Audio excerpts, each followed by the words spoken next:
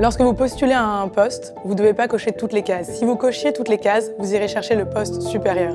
Donc osez mesdames, candidatez et au pire, vous verrez ça comme une opportunité d'apprentissage. Bonjour Jennifer, comment vas-tu aujourd'hui? Bonjour Daisy, tout va très bien, merci. Merci de m'avoir invitée. Alors Jennifer, en voyant ton parcours, tu sens pas avoir peur d'oser. Je donne un exemple, tu n'as pas hésité par exemple à appliquer à un poste qui demandait 5 ans d'expérience alors que tu ne l'avais pas, chose que beaucoup de femmes trouvent difficile à faire. Cette capacité de foncer, puis d'oser, est-ce qu'elle est innée? Est-ce que tu es capable de la développer? En entreprise, on va vous demander des compétences. Après, ce qu'il faut garder en tête, c'est que si, à votre sens, vous avez les compétences, si, à votre sens, vous pensez que la fiche de poste vous ressemble, ou tout du moins que ça vous intéresse, que vous êtes prêt à faire plus pour l'atteindre, je pense qu'il faut appliquer. Je pense qu'il ne faut pas se mettre de barrière. La grande difficulté aujourd'hui, c'est qu'on se dit sur les 15 compétences qui sont demandées pour le poste, il y en a 2 que j'ai pas, j'applique pas. Non. En réalité, on ne va pas aller faire un métier qui est complètement autre. Je n'irai pas appliquer pour médecin, avocat ou pour développeur informatique. Mais quand je sens que ça m'intéresse beaucoup et que, à mon sens, j'ai les compétences, ou tout du moins je peux monter en compétences sur telle ou telle problématique, je pense qu'il faut appliquer. Je vois aussi que tu n'as pas vraiment peur de connaître tes faiblesses et tu dis que c'est en les travaillant qu'on arrive à avancer. Comment arrives-tu à faire ce travail d'introspection justement pour être plus consciente de ces faiblesses ou des zones d'amélioration que tu as? Je pense qu'il faut vraiment être bien entouré, que les personnes n'aient pas peur de vous faire des remarques sur votre travail. Il ne faut pas le prendre négativement quand on fait une remarque sur votre travail. C'est pas sur vous en tant que personne, c'est vous qui avez fait tel travail à un instant T, ce qui est complètement différent. Si on arrive à accepter les remarques des autres, autant qu'elles soient constructives évidemment et dans un cadre, ce sera plus simple pour se remettre en cause.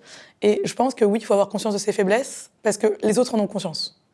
Donc si on veut avancer, à mon sens, il faut travailler ses faiblesses pour que, pas qu'elles disparaissent, mais tout du moins qu'elles se réduisent, et puis continuer à travailler ses forces pour être la meilleure version de soi-même. Je sais que tu gères multiples priorités, que tu as un fils, que tu es très orientée carrière, que tu aimes avancer vite. Au quotidien, si on veut parler de petites astuces, quelles sont les choses que tu as mises en place pour assurer justement que tu continues à avancer? C'est très bien d'avoir des grandes ambitions et j'en ai, la carrière compte beaucoup pour moi, la famille aussi. J'ai pas envie de mettre mon fils de côté, donc quand je peux passer du temps avec lui, je vais le faire et je vais créer du temps. Je vais pas me dire s'il reste du temps, ce sera pour lui. Non, je crée du temps pour lui et à moi de m'organiser pour que je travaille plus tard ou je travaille plus tôt. Il y a des petites routines, mais il faut se faire aussi un peu confiance, il faut parler à d'autres personnes. Je reviens sur l'entourage. Il y a d'autres mères qui sont dans cette situation. Il y a d'autres mères qui ont 2, 3 enfants, 4 enfants et qui ont très bien réussi. Enfin, la réalité est qu'elles ont réussi, mais elles n'étaient pas toutes seules. Et puis parfois, il y a des matins où ça se passe moins bien. Ils veulent pas mettre leurs chaussures, ils veulent pas mettre leur manteau, ils tombent malades. Et pourtant, on doit continuer. Donc, je pense qu'il faut mettre un petit peu moins de pression sur soi-même, en gardant des grandes ambitions et se dire qu'on n'est pas toute seule dans le bateau. Le modèle de gestion est en évolution. Les milléniaux, la génération Z aujourd'hui a des attentes très particulières puis évolutives par rapport à leurs gestionnaires. Et comment fait-on dans notre premier rôle de gestion ou même après pour avoir un style de leadership qui nous ressemble à nous? Je dirais que déjà, il ne faut pas vouloir copier le leadership des hommes. Il y a eu beaucoup d'a priori par rapport aux réactions des femmes quand on les faisait en parallèle de celles des hommes. Non, les femmes et les hommes ont des réactions différentes, ont des compétences et des qualités différentes. Je pense que dans une organisation, c'est très sain d'avoir les deux. Par rapport au leadership, je pense qu'il faut être en phase avec soi-même et à qu'est-ce qu'on veut vraiment. Qu'est-ce qu'on aimerait peut-être se mettre à la place des gens qu'on va gérer au quotidien. Se dire, moi, si c'était mon gestionnaire, qu'est-ce que j'attendrais de lui, concrètement? Après, j'entends que la génération Z a plein d'envies et d'ambitions qui ne sont pas forcément en phase avec celles qu'on a pu avoir avant, ou tout du moins qui essayent vraiment de prendre le contre-courant. On reste au travail. On reste au travail et on reste au sein d'une organisation. Au sein d'une organisation, il faut qu'il y ait des règles et il faut qu'il y ait une hiérarchie. C'est comme ça ne fonctionne pas sinon. Je disais tout à l'heure que l'exigence, ça compte. Je pense que je suis exigeante avec moi-même. Je suis parfois un petit peu trop exigeante avec mon entourage, ou tout du moins les gens qui travaillent avec moi. C'est quelque chose sur lequel je travaille. Il y a aussi la communication. On ne peut pas communiquer de la même manière avec tout le monde. Il faut avoir aussi cette empathie. Donc, il faut vraiment avoir ce leadership participatif, mais être capable de décider. À la fin, c'est notre responsabilité. Donc, on prend les informations de tout le monde, on prend les avis de toute l'équipe, c'est important. Si quelqu'un défend mieux ses arguments que nous, tant pis pour nous. Ce sera son idée qui sera acceptée, enfin mise en place. Mais c'est à nous de trancher. Donc, il ne faut pas se tromper de positionnement non plus. On ne va pas copiner, on n'est pas amis. Comment as-tu trouvé des outils, c'est quoi les outils qui t'ont servi pour être bonne gestionnaire ou pas? Ou d'apprendre en faisant aussi? La première fois, j'étais pas outillée. La première fois, je pense que je suis devenue gestionnaire par mon expertise et pas par mes compétences de gestion. J'étais plus jeune, c'est toujours très valorisant quand on vous fait la proposition de venir gérer une équipe. Et puis, c'est aussi la difficulté de faire la part des choses. Moi, j'étais contente parce que je me suis dit que j'allais pouvoir tirer vers le haut l'équipe, mais de manière sur l'expertise et pas sur le quotidien. J'imposais un peu ma manière de faire et ça n'a pas très bien fonctionné. Je pense que c'est cette expérience-là aussi qui m'a fait me rendre compte que c'est pas que ça d'être gestionnaire, qu'on attend beaucoup, que l'équipe attend beaucoup.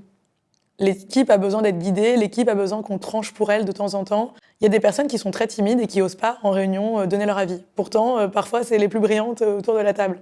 Mais c'est le rôle d'un gestionnaire, d'être à l'écoute, d'observer. Et je pense que c'est ce qui me manquait au début. La FFQ a été une vraie boîte à outils. De par aussi bien les programmes de co-développement. J'ai participé au cercle d'enrichissement, j'ai participé aux étincelles et je participe aujourd'hui au mentorat, et pas en tant que mentor, mais en tant que mentoré. Donc je pense que c'est très riche et j'encourage vivement à faire ce genre de programme, ou tout du moins à s'outiller, avoir conscience et avoir l'humilité de dire « bon, je pense qu'aujourd'hui j'en suis là, demain je veux aller là ». Et peut-être que je veux aller là, ce ne sera pas le même après avoir participé à ces programmes-là ou après avoir discuté avec d'autres femmes qui ont soit les mêmes problématiques, qui ont soit le même âge, le même parcours, ou des femmes qui ont des parcours complètement différents. Et ce qui est assez enrichissant, c'est que c'est des petits groupes. Donc on n'est pas 300 autour d'une table ou aujourd'hui autour d'un Zoom. C'est vraiment 5, 6, 7 personnes qu'on voit de manière assez fréquente, une fois par mois. Et on échange sur pas mal de problématiques qui sont les problématiques auxquelles on fait face au quotidien. Si tu avais un conseil ou un facteur de succès à partager avec les femmes de la relève, ce serait lequel? Alors, j'aurais peut-être pas qu'un. Je pense que le travail, ça restera quand même très important. On ne peut pas négliger. Il faut travailler, ce n'est pas magique. Ça ne viendra pas comme ça. Mais par contre, il y a un point que j'ai envie de mettre en avant et que j'ai dû déjà mettre en avant pendant cet échange, c'est l'entourage. Il faut bien s'entourer. La FFQ, c'est un moyen de bien s'entourer, ou tout du moins, c'est comme ça que moi, je me suis entourée et je continue à m'entourer au quotidien. Il faut demander de l'aide auprès de sa famille, auprès de ses amis. C'est ça qui va vous permettre d'aller chercher le prochain step dans votre carrière. C'est de faire confiance à votre entourage, de bien le choisir, de ne pas avoir peur quand votre entourage vous fait des réflexions sur votre manière de faire. Il faut le prendre de manière constructive. Jennifer, merci beaucoup d'avoir partagé ton histoire, tes conseils, tes défis avec nous aujourd'hui.